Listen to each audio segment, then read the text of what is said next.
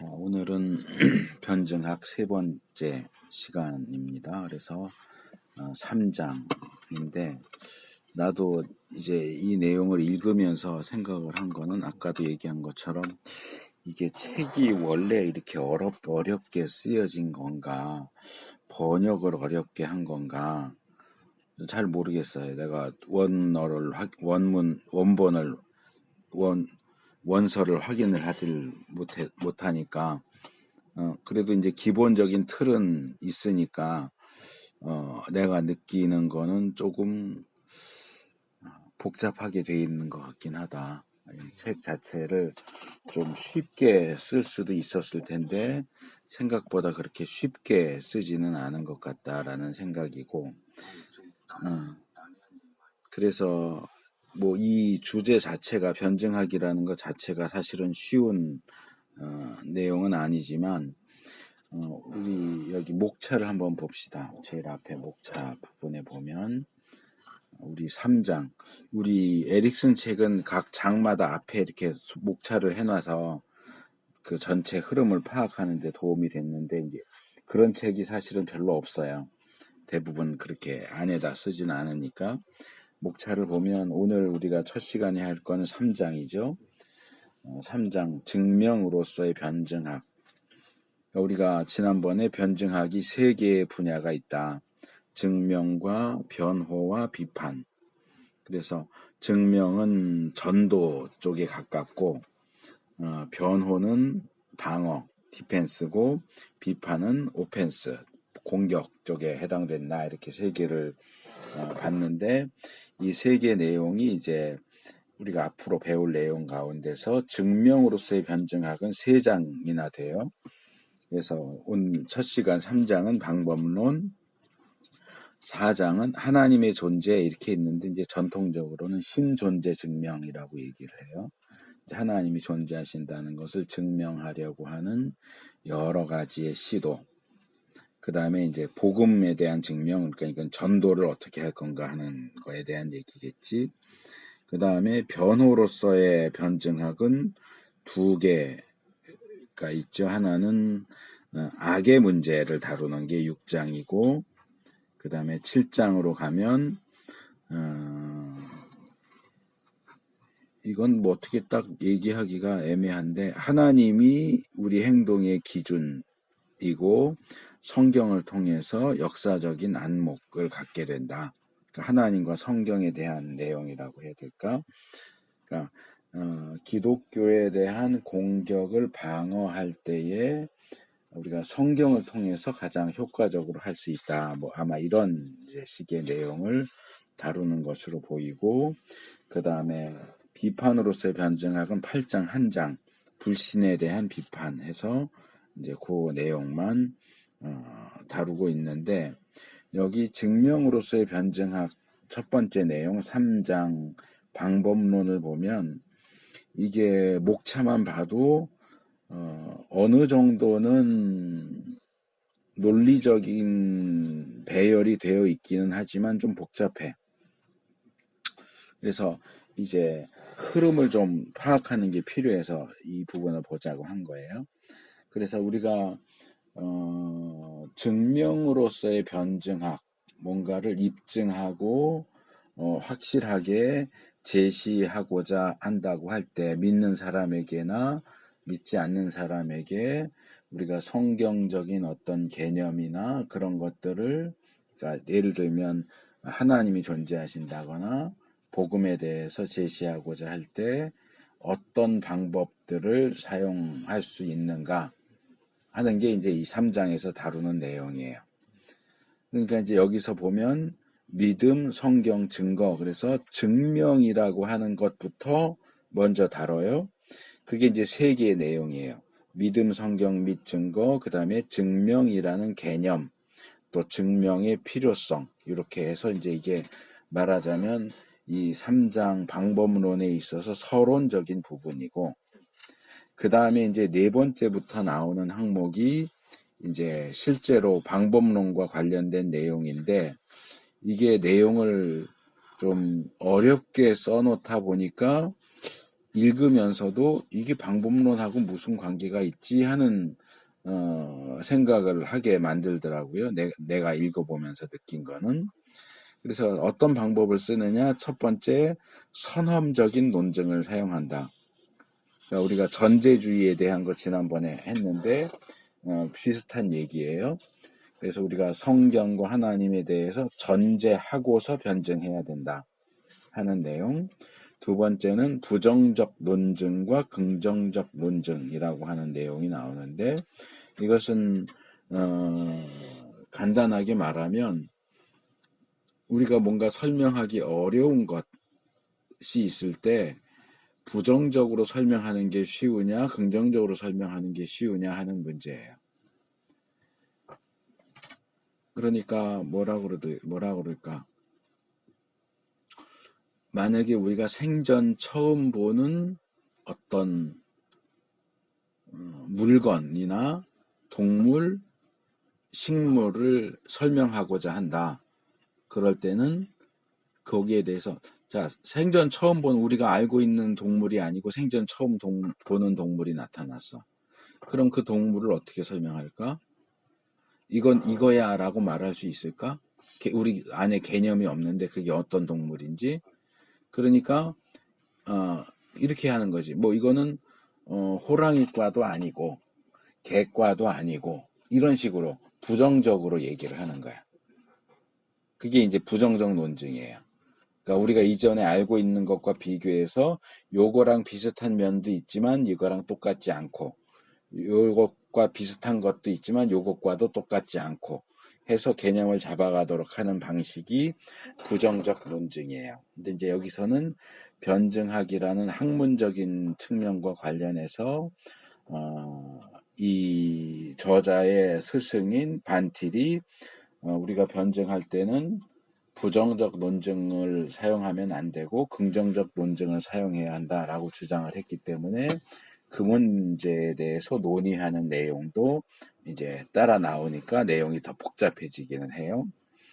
그 다음에 네 번째가 절대적 확실성과 개연성. 이것도 역시 반틸의 주장과 연결되는 부분인데, 우리가 기독교 신앙과 관련된 내용들을 증명하고자 할 때 이 반틸은 절대적으로 확실한 것으로 제시돼야 하고, 그럴 수도 있다. 개연성. 그렇지도 않을까라는 식으로 증명해서는 안 된다라고 이야기를 하기 때문에 이 부분도 마찬가지로 우리가 개연성을 가진 내용은 사용할 수 없느냐 있느냐 이 문제를 또 다루고 있고, 그 다음에 이제 변증학 전도와 관련해서는 변증학 자체가 좀 낯설어도 일반적으로 좀 많이 알려져 있는 용어가 여기 이제 접촉점. 내가 예전에 조직신학 어디 분야에서 가르칠 때도 아마 인간론쯤 가르칠 때 얘기를 했던 것 같은데 이 접촉점이라는 표현을 썼을 거예요. 우리가 불신자에게 전도할 때 접촉할 수 있는 어떤 분야, 관심사 이런 것들을 찾아서 그걸 통해서 들어가는. 그래서 이제 그것을 이제 전문 용어로 접촉점이라고 그래요. 포인트 오브 컨택트 해서 이렇게 접촉할 수 있는 어떤 지점, 포인트. 물고기를 잡으려도 포인트를 잘 잡아야 잡을 수 있는 것처럼 불신자에게 복음을 전하려고 해도 이 사람이 흥미있는 분야부터 해가지고 들어가서 이야기를 이제 복음으로까지 끌어가기 위한 어떤 접촉점이 필요하다. 이 접촉점에 대해서 우리가 어떻게 볼 수 있느냐 해서 이렇게 네 가지 선험적 논증이다, 부정적 논증, 긍정적 논증, 절대적 확실성과 개연성, 불신자와의 접촉점 이렇게 네 가지를 방법론에서 다루고 결론에서 결국은 전제주의적인 방법으로 우리는 변증을 할 수 있다 하는 얘기를 하는 거예요. 그래서 이제 이런 것들이 중요하고 내가 전에도 몇 번 얘기했던 것 같지만 우리가 이제 새로운 주제나 새로운 책을 접할 때는 반드시 서론을 읽어라 하는 얘기를 내가 했을 거예요. 보통 서론 그냥 넘어가고 본론으로 들어가는데 서론은 본론으로 들어가도록 도와주는 안내자 같은 역할을 하기 때문에 서론을 무시하면 안 돼. 짧은 책이라고 해도, 분량이 적은 책이라고 해도 반드시 서론을 통해서 들어가야 어떤 관점이 제대로, 이렇게 방향과 관점이 제대로 잡히기 때문에 반드시 서론, 뭐 저자, 서문 이런 것들 꼭 읽는 것이 필요하고, 두 번째는 목차예요. 그래서 지금처럼 이 3장 같은 경우가 좀 더 어려워, 4장보다. 그래서 이 증명으로서의 변증학에서 어떤 방법론을 사용해야 하느냐가 기본 주제인데, 3장으로 그냥 뛰어들어가서 읽으면 흔히 말하는 것처럼 여기는 어디고 나는 누구지 하고 이렇게 길을 잃어버릴 수가 있어. 그렇기 때문에 이 3장 전체의 지도, 길을 잃어버리지 않기 위해서는 이 3장이라고 하는 전체 지형과 모든 그런 것들을 파악하고 들어가야 길을 잃어버리지 않을 수 있거든. 그러니까 그 지도가 뭐냐? 목차야. 그래서 이 3장은 요렇게 이야기가 흘러가는구나. 그러면 왜 이야기를 하는지 몰라도 요 부분은 요런 거랑 관련돼 있으니까 이래서 이 이야기를 하는가 보다 해서 어느 정도 정리를 하는 것이 가능해요. 그렇기 때문에 어려울 때는 가끔가다 목차를 이렇게 다시 참고하면서 내가 지금 어느 부분을 읽고 있구나. 이게 어디에 해당되는 내용이고 이 내용은 이 장에서 왜 이야기가 되고 있구나 하는 그런 이제 자기 자리를 자꾸 확인해 가면서 읽으면 조금은 도움이 될 수 있어요. 그래서 내가 이제 목차부터 보자고 그런 거예요. 자, 그래서 이제 3장으로 들어가 봅시다. 자, 증명으로서의 변증학을 우리가 어떤 방법을 사용해서 할 것이냐 하는 문제죠. 그래서 여기서 다루는 내용은 뭐냐? 증명에 대한 내용이에요. 기본적으로 증명이라고 하는 게 뭐냐? 우리가 증명으로서의 변증학을 하겠다고 하는데 과연 변증학으로 증명을 한다는 건 뭘 가리키느냐? 그리고 우리가 변증학에서 증명을 통해서 이루고자 하는 목표는 뭐야? 불신자가 믿음을 갖게 하는 거야. 근데 이 믿음을 어떻게 확실하게 가질 수 있게 할 수 있느냐? 이 믿음을 확실하게 갖는 것이 가능한가? 믿음을 확실하게 제시할 수 있는 것이 가능한가? 하는 문제를 다루는 거예요. 자, 그래서 첫 번째로 믿음, 성경 및 증거에 대한 부분입니다. 그래서 자, 여기 합리적, 이제 이건 전에도 설명을 했었는데 서양 사상사에 있어서 이성주의 또는 합리주의, 영어로는 똑같은 표현이 레이셔널리즘인데 이것을 번역에 따라서 이성주의라고도 번역하고 합리주의라고도 번역을 해요. 레이션이라고 하는 게 이제 인간 이성, 우리의 판단 능력을 가리키는 거고, 그래서 인간 이성을 중요한 기준으로 삼는다 그럴 때는 이성주의 이렇게 표현을 하는 거고, 우리의 이성에 맞는다, 리에 이성에 부합된다 하는 것을 이제 한문 표현으로 합리주의라고 하는 거예요. 그러니까 우리가 보통 합리적이다 뭐 이런 표현을 쓰잖아. 뭐 우리가 어떤 일을 할 때 이렇게 하는 게 더 나을까 저렇게 하는 게 더 나을까 그럴 때 야, 너가 얘기하는 방법은 너무 무대뽀야. 그러면 힘만 들고 얻는 것도 별로 없는데 꼭 그렇게 할 필요가 있어?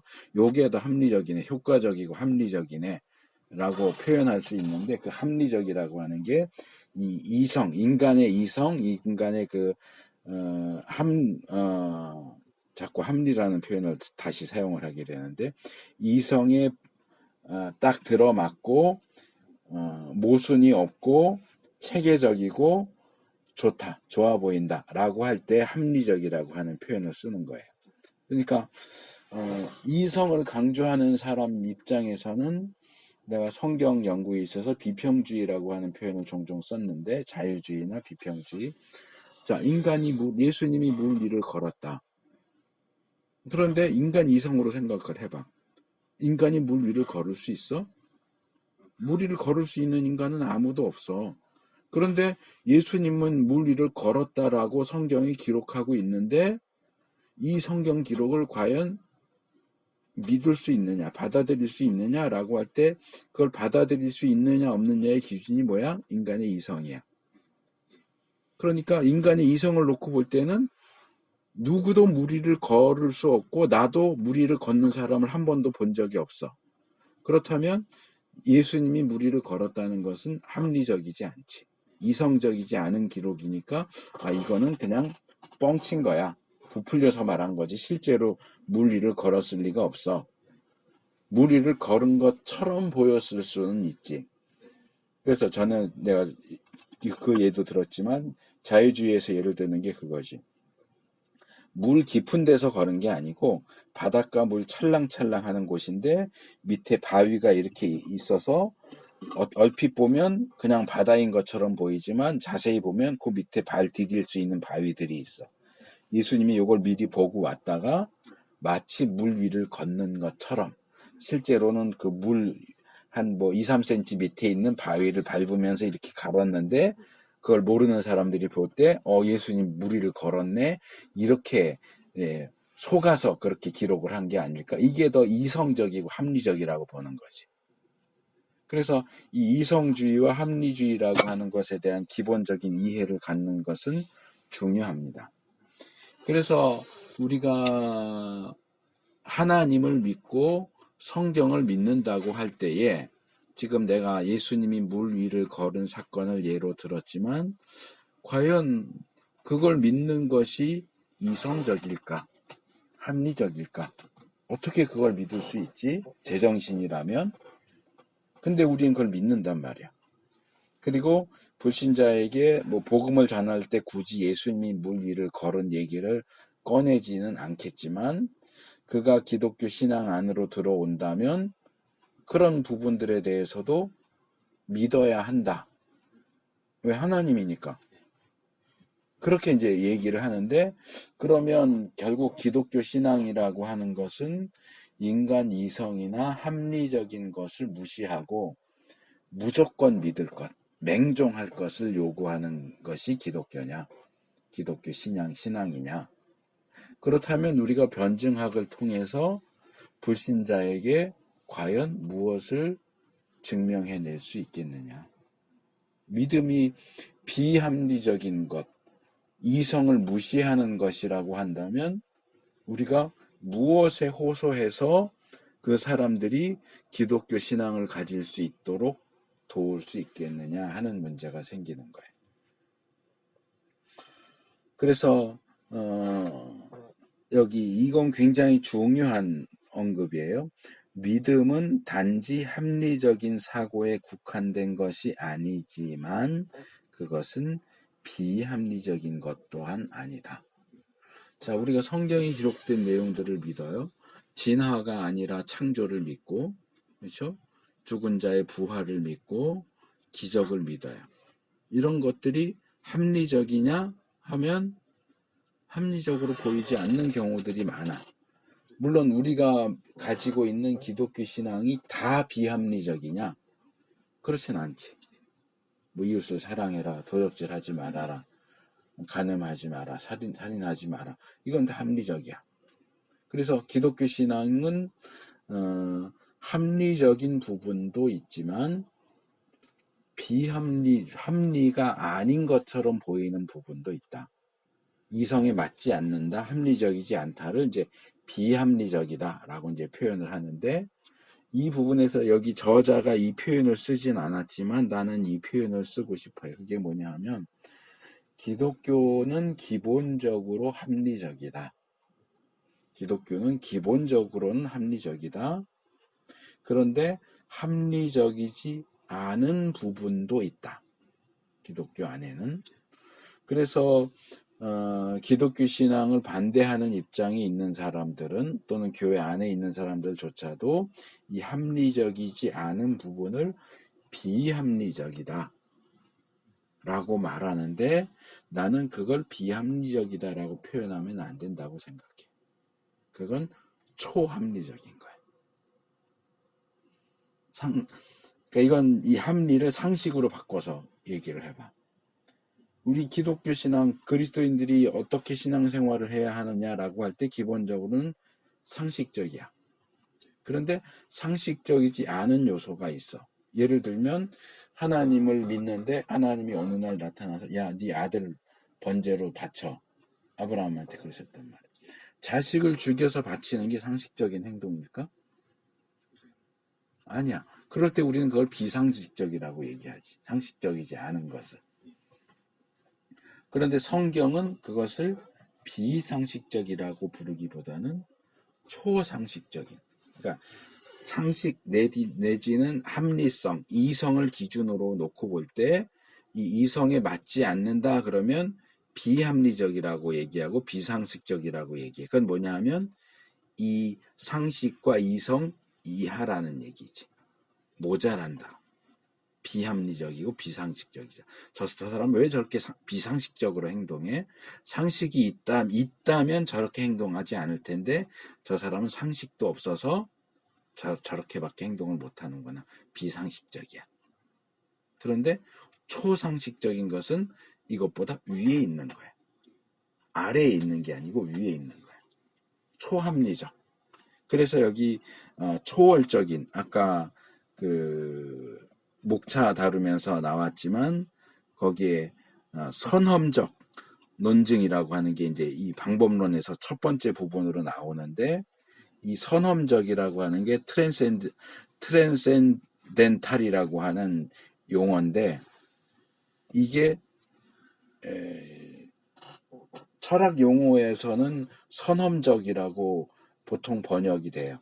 경험 이전, 우리가 경험하지 않았는데도 아는, 받아들여야 하는 그런 것들이 선험이라고 하는데, 이걸 좀 더 쉬운 표현을 하면 초월적이라는 얘기예요. 상식 이상, 이성 이상의 것을 이 트랜센덴탈이라고 얘기를 하거든. 그래서 이 부분에 있어서 성경은 비합리적인 게 아니고 초합리적이다. 우리 기독교 신앙도 초합리적인 부분이 있다. 이렇게 설명을 하는 것이 더 좋은 표현이 되겠다는 거고, 그래서 거기 둘째 줄 보면 그것은 증거의 결핍 속의 신념이 아니다. 증거의 결핍 속에서의 신념이란 건 쉽게 말하면 증거도 없고 근거도 없는데 무조건 믿는 거야. 이게 맹신이지. 기독교 신앙은 맹신이 아니고 충분한 증거에 기초하는 신뢰다. 그래서 어느 선까지, 물론 그 이상 부분이 이 초합리적이고 초상식적인 부분이 분명히 있지만 그것은 전체 퍼센테이지로 따지자면 절반을 넘어가진 않아. 뭐 이건 계산해서 얘기하는 건 아니지만 대충 그냥 얘기한다고 그러면 뭐 한 30%에서 20% 정도. 그러니까 70%에서 80%는 합리적인 영역이고 상식적인 영역이라는 거지. 그 부분에 있어서는 우리가 얼마든지 증거를 제시하고 증명하는 것이 가능하다. 그 영역을 넘어선 부분은 사실상 증거가 불가능해. 그러니까 뭐 대표적으로 형제가 나랑 신론을 하진 않았지만 신론 배우면 삼위일체론 나오거든. 그러니까 삼위일체론에 대해서 여러 가지로 설명을 할 수 있지만 증명이 안 돼. 왜냐하면 그건 초월적인 부분이야. 인간으로서는 이해가 안 되는 영역이거든. 그걸 어떻게 이해해 보려고 이렇게도 설명하고 저렇게도 설명하고 막 하지만 그런 설명의 대부분은 삼위일체를 제대로 설명을 하질 못해. 그래서 이단 논쟁에 빠지게 되지. 이단적인 설명을 결국 하게 되는데, 그러니까 그 부분은 증명이 안 돼. 뭐 우리가 지난번 종말론에서도 천년왕국에 대해서 다루면서 얘기했지만 그건 여러 견해가 있지만 어느 견해가 옳다고 우리가 확정지어서 얘기할 수가 없어. 왜? 그럼 미래에 속한 거야. 가봐야 알아. 지금은 우리가 알 수 없어. 이 시간을 초월해서 가지 않는 한은 천년왕국이 어떤 형태로 오는지 우리가 확실하게 이거야 라고 해서 말할 수가 없어. 그건 초월의 영역이야. 그러니까 이제 시간과 관련된 초월인 거고, 하나님 삼위일체는 존재와 관련된 초월이지. 그래서 이 초월의 영역은 증거를 할 수도 없고 증명을 할 수가 없어. 그래서 그 부분은 사실상 믿어야 되는 믿음의 영역이야. 근데 이제 믿음에 대해서도 이 뒤에 나오지만 믿기 위해서는 알아야 한다. 알아야만 믿는다 하는 주장과 믿어야 알 수 있다 라는 주장이 교회 역사 속에서 계속 충돌되어 왔어. 그러니까 먼저 알아야만 믿을 수 있지 않느냐 하는 것과 믿어야 알 수 있다 하는 두 개의 주장이 충돌되는데, 사실 이 둘은 충돌되는 부분이 아니고 보완되는 부분이야. 아까 내가 말한 상식적이고 합리적인 70% 정도는 알아야 믿는 거하고 연결이 되는 거고, 그러니까 이 영역에서는 증명으로서의 변증학이 통하는 거지. 그런데 그 위 상위 20%에서 30% 초이성적이고 초상식적인 부분은 이건 믿어야만 알 수 있는 부분이야. 그러니까 우리 기독교 신앙은 알아야 믿는 부분, 다수의 알아야 믿는 부분과 믿어야 아는, 소수의 믿어야 아는 부분이 같이 존재한다.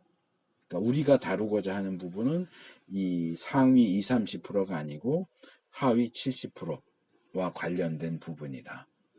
이렇게 이제 생각을 해야 되겠지. 그래서 여기도 조금 전에 얘기했지만 아브라함에게 아들 이삭을 제물로 바쳐라 하는 명령에 대한 얘기가 나오죠. 그래서 이 말씀은 우리에게 합리성과 윤리를 규정해 준다.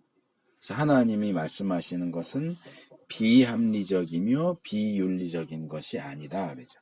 그러니까 내가 아까 쓴 표현대로 하면 하나님의 이 명령은 초합리적이고 초윤리적인 것이다. 이렇게 말해야 정확하다고 말할 수 있겠지. 그래서 아브라함이 이 하나님의 말씀에 순종한 것은 맹목적인 이단들이 하는 것처럼 무조건 따지지 않고 묻지도 않고 시키면 그냥 시키는 대로 무조건 따라하는 방식의 그런 맹목적인 신앙의 표현이 아니라 하나님의 말씀에 근거한, 그러나 초합리적이고 초상식적인 명령에 대한 반응이었다. 이렇게 이제 설명할 수 있다 하는 거지. 그래서 여기 두 번째 예로 고린도전서 100페이지에 15장 1절에서 11절 예수님의 부활에 대한 얘기도 조금 하고 있는데, 이 부분도 사실 쉬운 설명은 아니에요.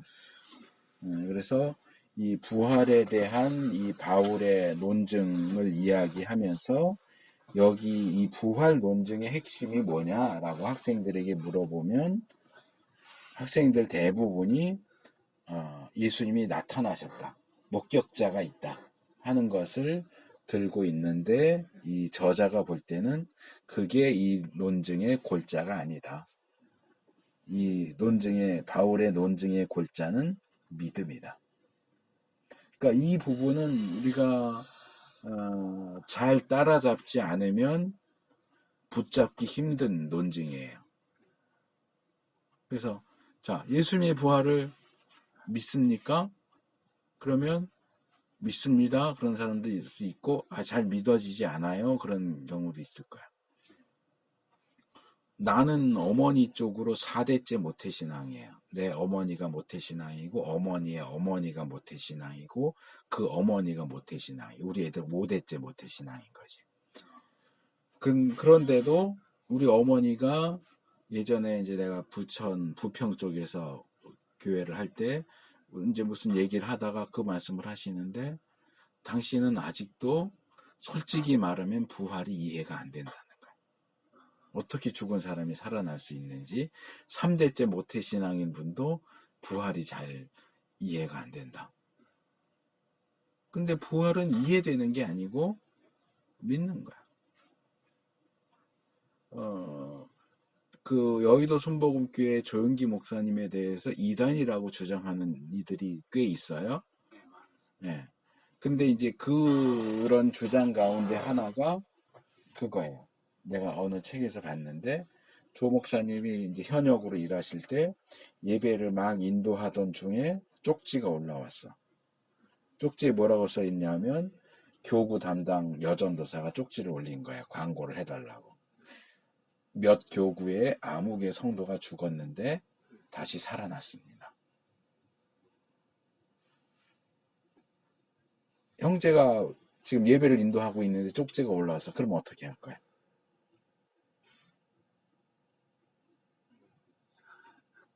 그 그냥 쪽지 올라온 대로 성도 여러분 기쁜 소식이 있습니다. 우리 몇 교구의 암흑의 성도가 며칠 전에 돌아가셨는데 다시 부활하셨다고 합니다. 이러고 광고할까?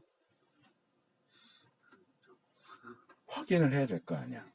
쪽지는 올라왔지만 일단은 보류하고 내가 직접 가서 사람을 만나보고 의사 만나서 정말 죽은 거 맞느냐 다시 살아난 거 맞느냐 확인하고 나서 광고를 하든지 해야 될 텐데 이분은 그냥 광고해.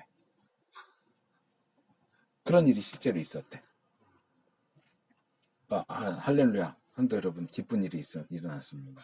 우리 교회 몇 교구 암흑의 성도가 며칠 전에 돌아가셨는데 부활하셨습니다. 할렐루야. 하나님께 영광. 근데 실제로 우리 삶의 영역에서 부활이라는 사건이 일어나느냐는 거죠. 우리가 부활을 안 믿는 건 아니야. 그런데 우리 주위에서 죽었는데 부활하는 사람은 본 적이 없어.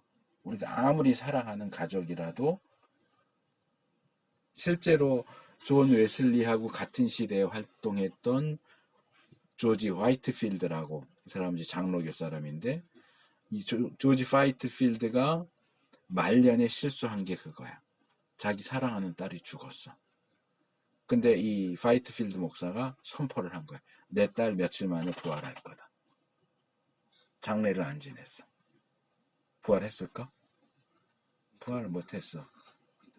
왜? 부활을 믿으니까. 부활을 믿으니까 내 딸이 죽었지만 부활할 거라고 선언을 한 거야. 그런 실수를 말년에 했어. 그러니까 이런 부분에 있어서 좀 애매한 어떤 합리적인 그런 것들이 이제 필요한데, 그러니까 그런 사고를 가지고 있는 우리 입장에서는 우리 주위에 누가 죽었는데 죽은 지 일주일 됐는데 다시 살아났더라. 그러면 에이 설마 뭔가 착각했겠지. 응? 헛소문이 도는 거겠지. 아니면 죽은 게 아니었든지 기절을 했는데 죽은 줄 알았는데 깨어났다든지 뭐 이런 식으로 합리적인 설명을 하려고 노력을 하겠지. 그걸 그냥 순수하게 부활했대. 그래 아멘 할렐루야 이렇게는 잘 안 하게 된다는 거지. 그럼 뭐 그거 죽었다 살아나는 거 본 사람 있어? 일반 사람 말고 의사가 정말 죽은 거 확인했는데 다시 살아난 것도 또 확인했대. 의사가 입증을 한다고 하면 뭐 그럴 수도 있겠네. 뭐 이런 식으로 이제 갈 수 있겠지만 거기에 기본적으로 우리가 취하는 태도는 뭐야? 증거야. 증거와 증인. 정말 그런가? 그것이 우리한테는 가장 일반적인 방식이지. 부활. 그러니까 이 똑같은 방식이 예수님의 부활에도 적용이 되는 거야.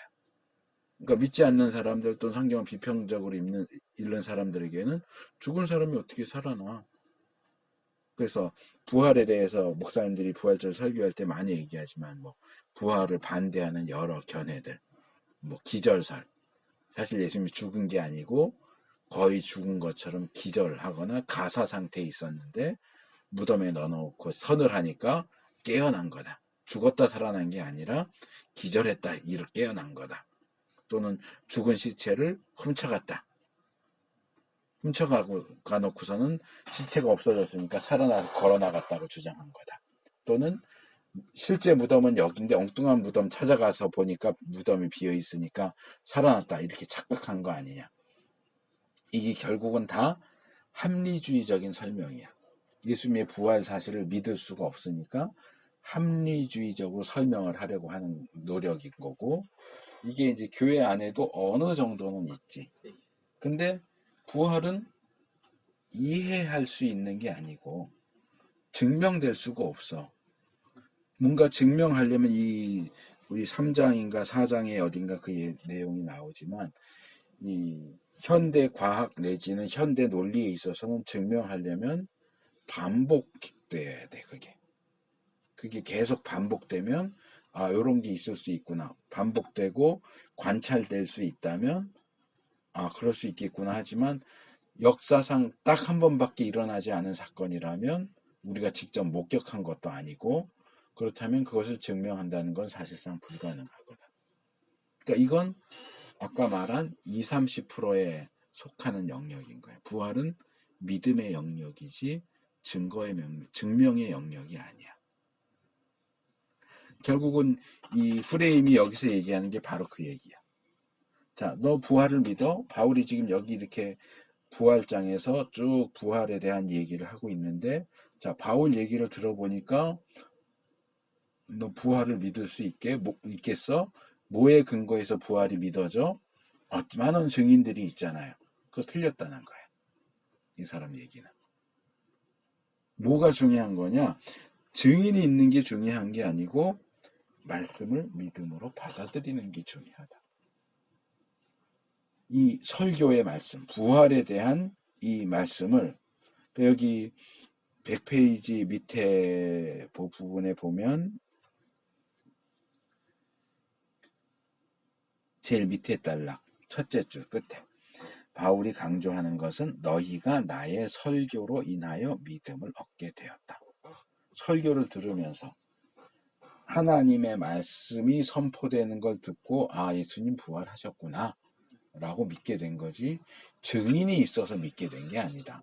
여기 바울의 중요한 논지는 말씀에 근거한 믿음이지 증인에 근거한 믿음을 얘기하는 게 아니다. 그런데 이 현대적인 사고에 익숙해져 있는 우리는 이 부분을 잘 접근하지 못한다는 것이.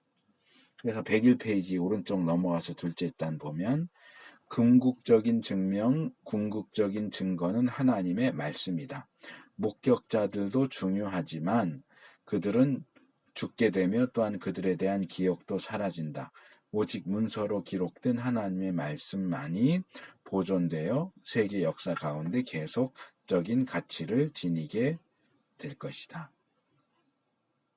그래서 근데 내가 볼 때는 지금 내가 설명한 것처럼 이 우리 신앙의 영역을 증명이 가능한 70% 정도의 영역과 증명이 불가능한 30% 정도의 영역을 구분해서 설명을 했으면 조금 더 접근해 가기가 쉬웠을 텐데, 프레임이 그렇게 하고 있지는 않아요. 그냥 막 뒤섞어버려. 그냥 100 전체를 놓고 해버리니까 조금 따라잡기가 힘든데, 내가 말한 것처럼 70대 30 이렇게 나눠서 증명이 가능한 영역, 증명이 불가능한 영역, 그러니까 변증학의 영역, 신앙의 영역, 이렇게 이제 나눠서 이해를 하면 조금 더 쉽게 따라잡을 수가 있어요. 이 부활은 변증의 영역이 아니에요. 증명이 불가능해요. 그러니까 이건 증인이 있어, 증거가 있어, 이것보다도 믿음, 말씀에 대한 믿음, 부활을 선포하는 말씀에 대한 믿음이 가장 궁극적인 증명이고 증거다, 이렇게 말하게 되는 거지. 근데 그 외에 다른 70%의 영역은 무조건 믿어가 아니고 설명이 가능하고 증명이 가능하다는 거예요. 살인하는 거 나빠, 이런 거 증명 가능하겠지. 도적질하는 거 나빠. 그래서 이런 부분들을 좀 구분하는 것이 좀 더 도움이 되겠다. 셋째 단락, 하나님의 말씀을 궁극적인 증거로 신뢰하는 것은 이유의 중요성을 부인하는 것이 아니다. 하나님은 그가 하시는 일에 대한 이유들을 항상 제시하시지는 않지만 지혜롭고 참되고 신실한 하나님으로서, 그리고 합리성에 대한 정의 자체로서 하나님은 언제나 이유를 가지고 계신다. 그리고 그것에 대하여 우리는 확신할 수 있다. 그러니까 지금 이 부분은 30% 영역을 얘기를 하는 거예요. 그러니까 부활, 증명이 불가능한데 어떻게 믿어? 창조, 증명이 불가능한데 어떻게 믿어? 하나님의 존재, 삼위일체, 증명이 불가능한데 어떻게 믿어? 하나님이 그렇게 말씀하시니까. 성경이 창조했다고 말하니까. 성경이 하나님은 삼위일체로 성부, 성자, 성령 하나님으로 존재하시지만 하나라고 이야기하니까 성경의 권위에 근거해서 믿는 거고, 그 성경의 권위에 근거해서 믿는다는 것은 그 성경을 우리에게 주신 하나님에게 근거해서 믿는다. 하나님은 이유를 가지고 계시고 거기에 대한 설명을 가지고 계셔. 하나님은 삼위일체를 설명하실 수 있겠지. 하나님은 창조도 증명할 수 있고 부활도 증명하실 수 있겠지만 항상 우리에게 그것을 증명해 보이시지는 않아. 근데 증명해 보이시지 않는다고 해서 증명할 수 없느냐? 그건 아니다. 하나님은 가능하시다.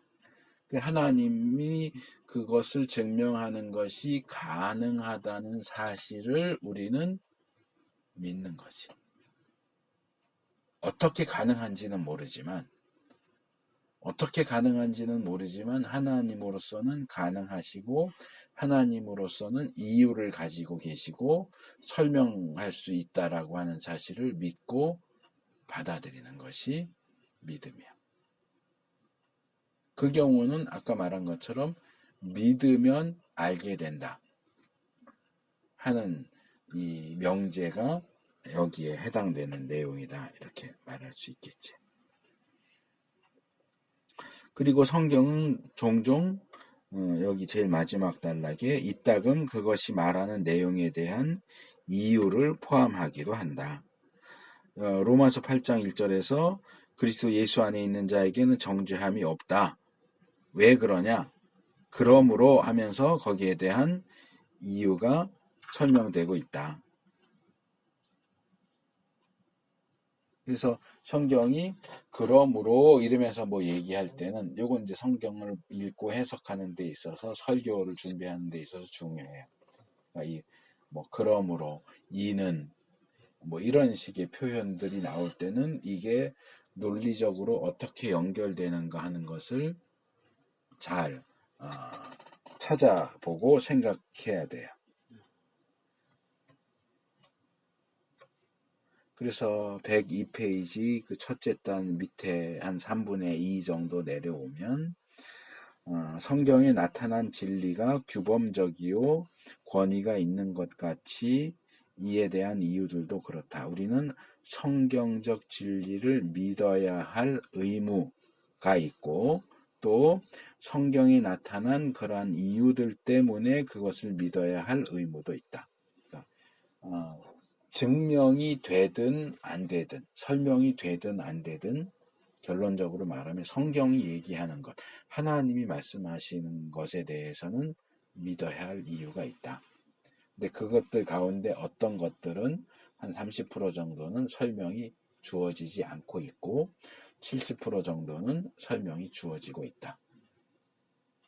그러니까 설명이 주어지는 것은 그 설명에 근거해서 믿으면 되는 거고 설명이 주어지지 않는 것은 성경이 하나님이 그렇게 말씀하시기 때문에 하나님에 대한 신뢰에 근거해서 그것을 믿을 수 있어야 한다. 이게 우리의 의무다. 하나님의 피조물인 인간으로서 가져야 하는 의무이고, 그래서 우리는 이 이야기는 결국 뭐냐? 성경의 권위를 강하게 주장을 하는 거예요. 믿는 사람뿐만 아니라 믿지 않는 사람들까지도 하나님이 존재하시고 하나님이 말씀하신 것이 성경에 기록되어 있기 때문에 최종적으로는, 물론 지금은 불신자들이 하나님을 안 믿고 성경도 인정하지 않지만 최종적으로는 성경을 믿어야 한다. 성경을 권위 있는 것으로 받아들여야 하고 성경적인 근거를 인정할 수 있어야 한다. 우리 믿는 사람들은 믿지 않는 사람에게 무언가를 증명할 때 결국은 성경의 권위에 근거해서 증명해야 한다. 그렇게 이제 이야기가 가는 거지. 그래서 그 셋째 단락에 성경적 진리를 위하여 성경적 이유 또는 근거를 제시하는 것은 변증하기에 있어서 매우 중요한 부분 가운데 하나다. 그러니까 불신자들이 성경을 하나님의 말씀으로 진리로 인정하지 않는다고 할지라도 그렇다고 해서 우리가 그럼 성경 버리고 그럼 불경 가지고 얘기하자. 상식 가지고 얘기하자. 이럴 수는 없다는 거지. 그러면 그건 기독교 변증이 아니니까. 결국은 성경의 근거에서 변증하고 증명하고 증거할 수밖에 없다. 그것이 이제 가장 중요한. 그러니까 우리가 어떻게 증명할 것인가를 방법론적으로 얘기할 때 사실 가장 핵심적인 건 이거야. 성경을 가지고 해야 된다. 이제 오른쪽 페이지로 가면 그러나 이 말은 성경에 직접 나와 있는 증명만을 변증을 위한 증거로 사용하도록 하나님이 허용하신다는 의미는 아니다. 왜냐하면 성경 자체가 우리에게 성경 이외의 증거들을 고려하도록 유도하고 있기 때문이다. 이건 우리가 지난번에 2장에서도 다뤘던 내용이에요. 성경 이외의 자료, 뭐 고고학이나 과학이나 이런 걸 우리가 사용하면 안 되느냐? 그건 아니다. 그래서 성경과 성경적이라고 하는 표현을 구분해서 사용할 필요가 있죠. 예를 들면 이건 별로 크게 중요한 문제는 아니지만 예를 들어서 담배를 피는 문제를 이야기한다고 할 때 우리는 성경의 근거를 가지고 담배에 대해서 얘기할 수가 없어. 왜? 성경에 담배가 나오질 않거든. 성경이 쓰여진 시대엔 담배가 없었으니까. 그러면 우리는 기독교적으로 담배에 대해서 말할 수 없느냐? 그렇진 않아.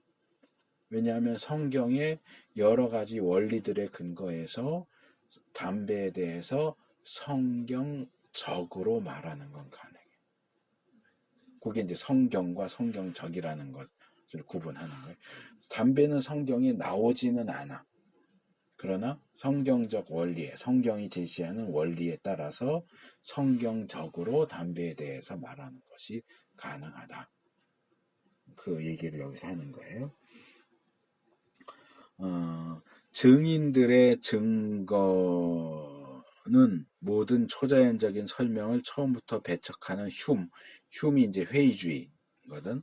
불투만은 이제 이성의 근거에서 합리적이지 않은 것은 제거하자라고 하는 거고, 이들의 이론들에 의해서가 아닌 성경적 기독교가 가지고 있는 증거에 대한 개념에 의하여 평가되어야 한다. 그러니까 이건 무슨 얘기냐 하면 쉽게 말하면 이런 거야. 내가 어떤 체험을 했어. 내가 잘 드는 예를 다시 한번 들어봅시다. 자, 내가 경제적으로 굉장히 힘든 상황이야. 근데 어느 날 길을 걷다가 어떤 보따리에 걸려서 넘어졌어.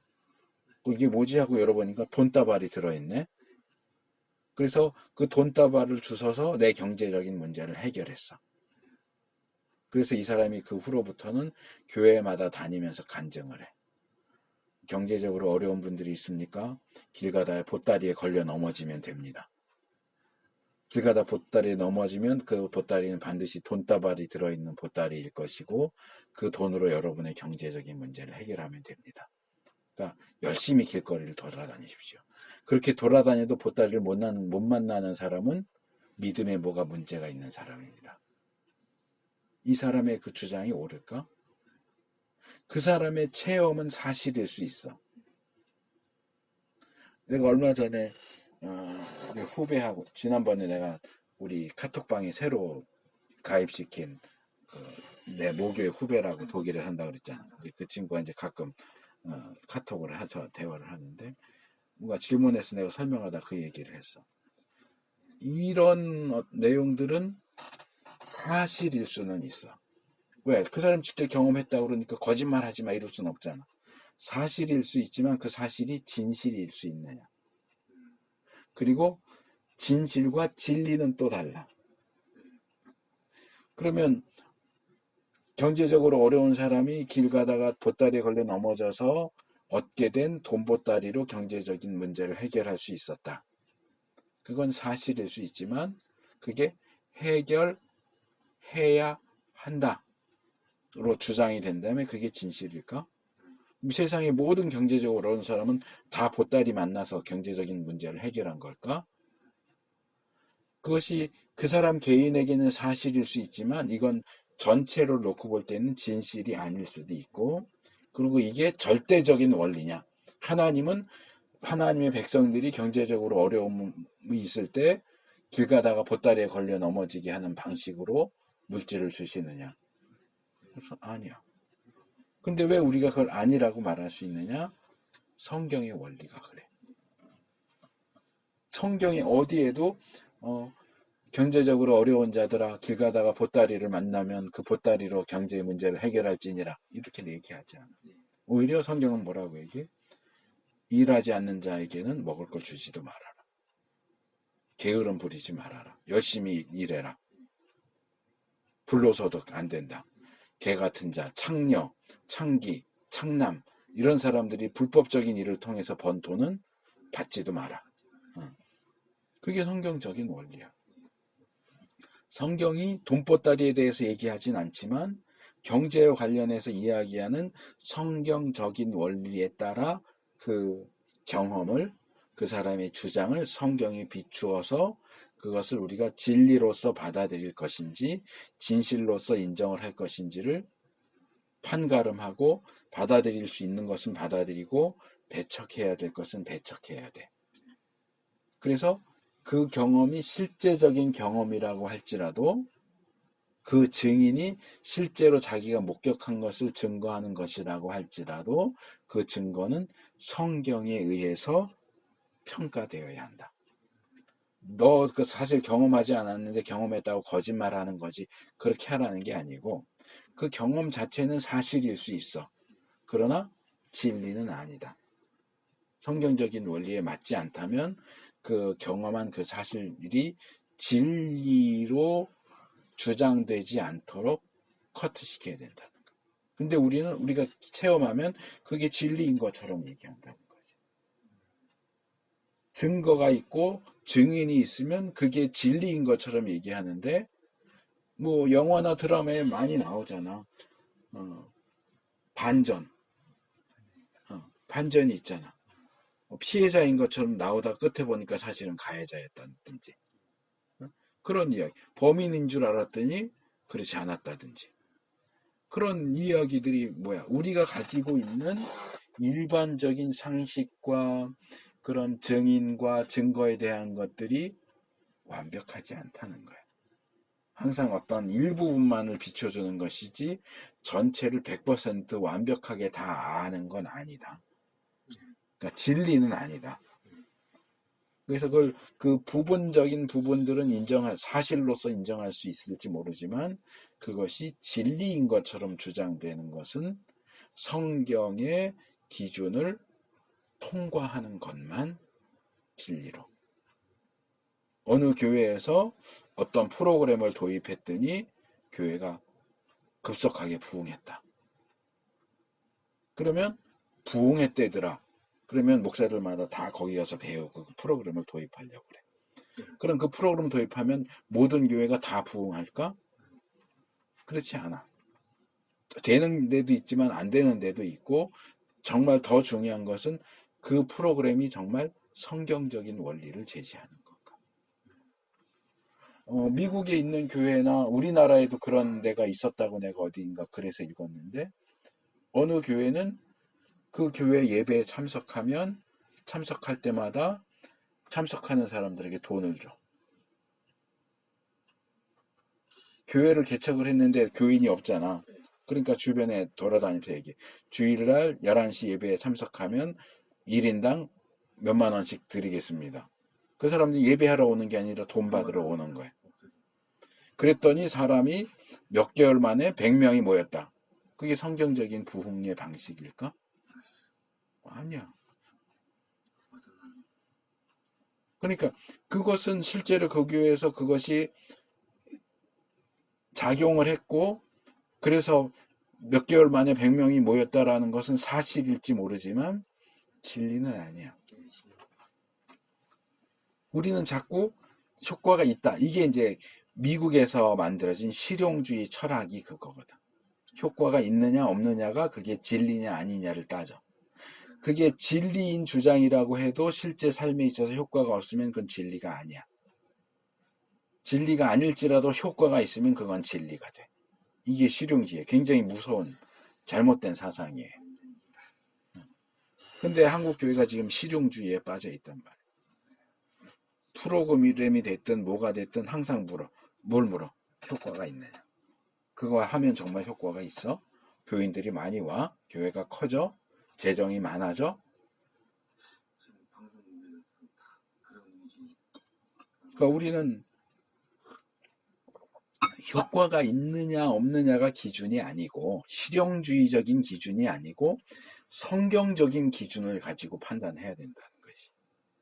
그러니까 이것은 변증학에서뿐만 아니라 우리의 신앙 전반, 신학 전반에서도 굉장히 중요한 원리예요.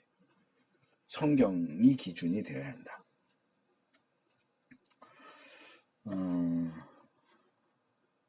그 다음에 그 밑에 딸락 하나님께서 창조 가운데 분명히 계신다. 따라서 우리는 창조, 즉 하나님의 일반 계시 가운데 고린도전서 15장의 증인들과 유사하게 성경 자체의 증거를 보충하는 증거가 있다고 추론할 수 있다.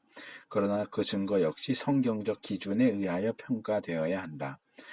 성경에 의해 수용될 수 있는 한도에서만 우리는 성경 외의 증거를 자유롭게 사용할 수 있는 것이다. 기본적으로 성경을 사용해야 된다. 또 성경의 증거를 보충해주는 일반적인 논리나 그런 것들도 사용이 가능하지만 그것은 성경적인 기준에 부합되는 것이어야 한다. 성경 기준에 안 맞는다면 효과가 있다고 할지라도 사용하면 안 된다. 자, 그 다음에 증명이라는 개념. 이거 시간이 많이 가네, 생각보다. 내용이 어려워서 설명을 자꾸 더 하려다 보니까. 자, 반틸은 하나님의 존재의 기독교 신본주의를 위한 절대적으로 확실한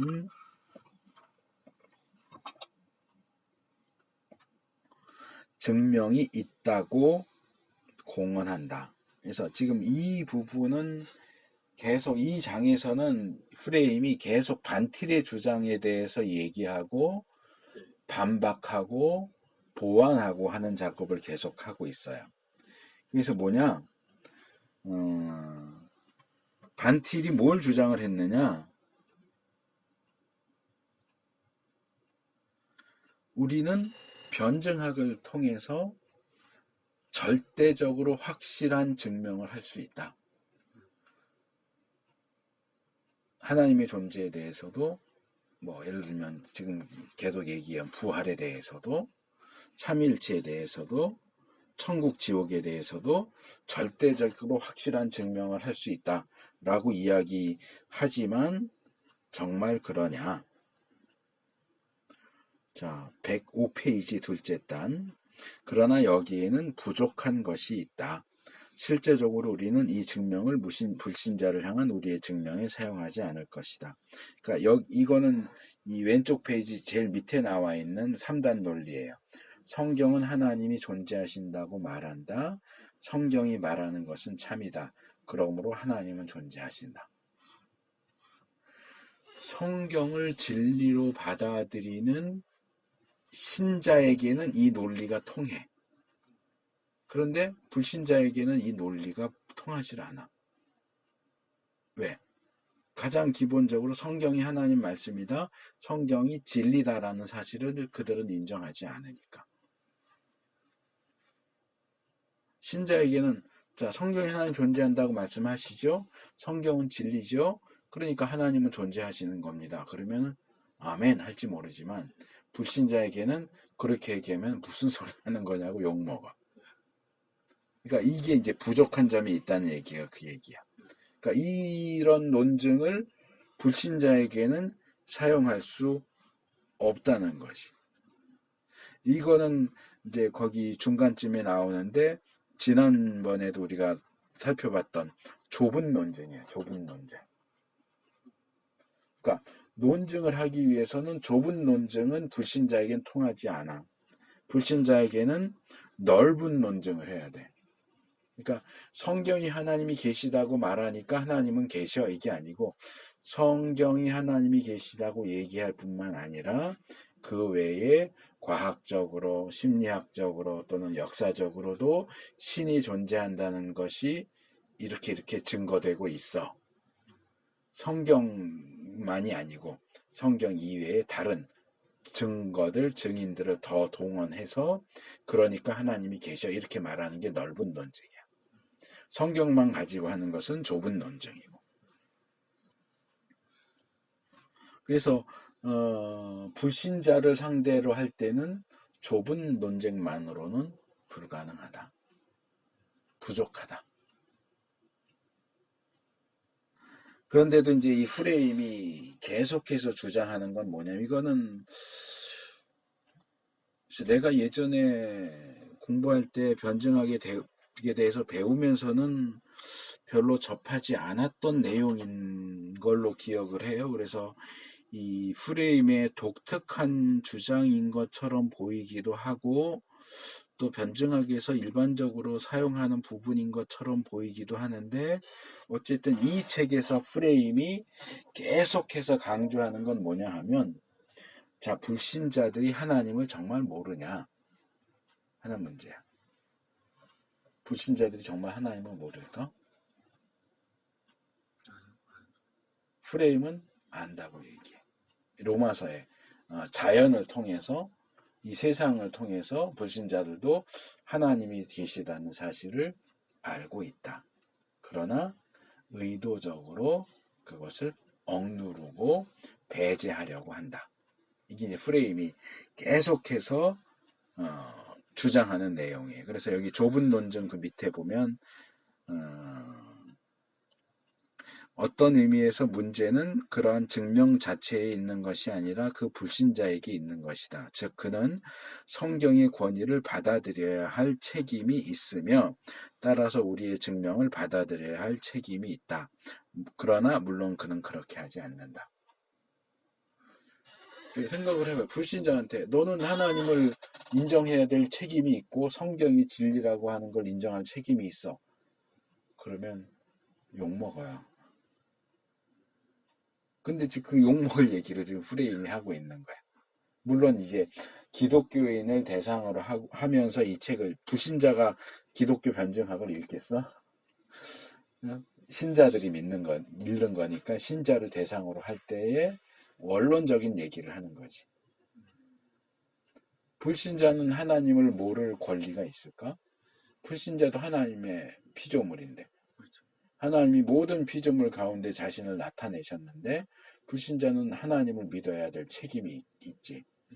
근데 안 믿는 거지. 의도적으로 안 믿어.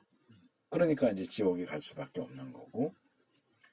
이제 그 부분에서 원론적인 얘기를 계속 반복을 하는 게 그거예요. 불신자들이 하나님을 정말 모르는 건 아니다. 그러나 그것을 의도적으로 억누르고 배제하기 때문에 우리의 증명과 변증은 그 부분을 깨트리는 것이어야 된다. 그들이 인정하지 않으려고 하는 그 부분, 일부러 의도적으로 억누르는 그 부분을 수면 위로 떠오르도록 자극을 주는 것이어야 한다. 이게 이제 프레임이 얘기하는 변증이에요.